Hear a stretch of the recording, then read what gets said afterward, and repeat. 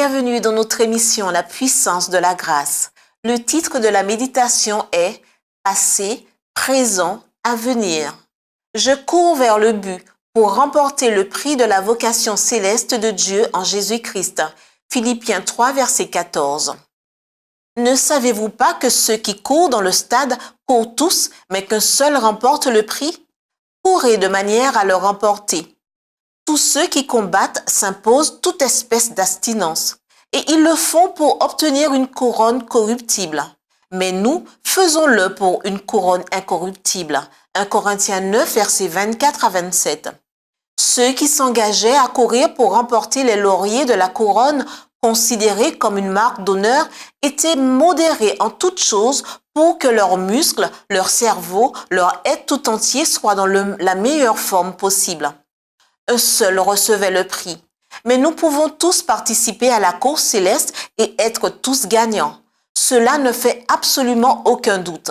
Nous devons revêtir les grâces d'en haut et diriger nos regards vers la couronne de l'immortalité. Gardons présent à notre esprit le modèle divin et pensons à l'humble vie de renoncement de notre Seigneur. Tandis que nous cherchons à imiter le Christ, les yeux fixés sur le prix, nous pouvons avec assurance participer à la course.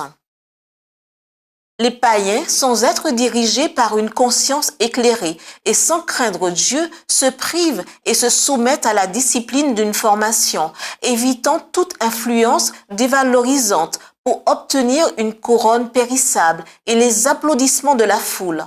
À combien plus forte raison les croyants qui participent à la course chrétienne en espérant l'immortalité et l'approbation des cieux devraient-ils s'interdire les stimulants et les satisfactions malsaines qui dégradent les mœurs, affaiblissent l'intelligence et assujettissent les plus nobles facultés à l'esclavage des appétits et des passions animales?